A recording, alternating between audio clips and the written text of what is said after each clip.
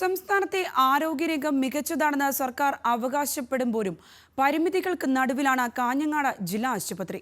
വൈദ്യുതി ഇല്ലാത്തതിനാൽ 19 ശസ്ത്രക്രിയകളാണ് കഴിഞ്ഞ ദിവസം ഇവിടെ മാറ്റിവെച്ചത്. അവശ്യ മരുന്നുകളുടെ ദൗർലഭ്യവും തിരിച്ചടിയാണ്. അത്യാധുനിക സൗകര്യങ്ങൾ ഓരോന്നായി കാഞ്ഞങ്ങാട്ടെ ആശുപത്രിയിൽ നടപ്പാക്കുന്നുവെന്നാണ് സർക്കാർ വാദം. എന്നാൽ അടിസ്ഥാന സൗകര്യങ്ങൾ പോലും ഇവിടെ ഇല്ല എന്നതാണ് യാഥാർത്ഥ്യം. കഴിഞ്ഞ ദിവസം നടത്താനിരുന്ന 19 ശസ്ത്രക്രിയകളാണ് വൈദ്യുതി മുടങ്ങിയതിനെ തുടർന്ന് മാറ്റിവെച്ചത്. കനത്ത മഴയിൽ ജില്ലാ ആശുപത്രിയിലേക്കുള്ള വൈദ്യുത ബന്ധം തകരാറിലാവുകയായിരുന്നു. അടുത്ത ദിവസമാണ് ഇത് പുനഃസ്ഥാപിച്ചത്.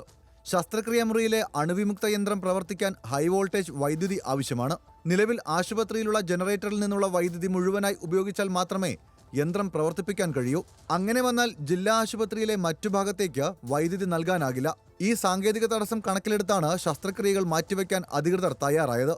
ജില്ലയുടെ പല ഭാഗത്തു നിന്നായി ദിവസങ്ങൾക്ക് മുൻപേ ശസ്ത്രക്രിയയ്ക്കായി ആശുപത്രിയിലെത്തിയ രോഗികളാണ് നിരാശരായി മടങ്ങിയത്. ഇതിൽ അടിയന്തര ശസ്ത്രക്രിയ ആവശ്യമുള്ളവരും ഉൾപ്പെടുന്നു. ഇവർക്ക് ശസ്ത്രക്രിയ നടത്താനുള്ള തീയതി പുതുക്കി നൽകി. പലർക്കും ലഭിച്ചിരിക്കുന്ന തീയതി ആഴ്ചകൾക്ക് ശേഷമാണ്. മരുന്നുകളുടെ ദൗർലഭ്യവും തിരിച്ചടിയാണ്. അതോടൊപ്പം നിരവധി പ്രതിസന്ധികൾ ഉള്ളതിനാൽ പ്രസവ ശസ്ത്രക്രിയയും ഇവിടെ നിന്നും ഒഴിവാക്കാനുള്ള തയ്യാറെടുപ്പിലാണ് അധികൃതർ. ന്യൂസ് മലയാളം, കാസർഗോഡ്.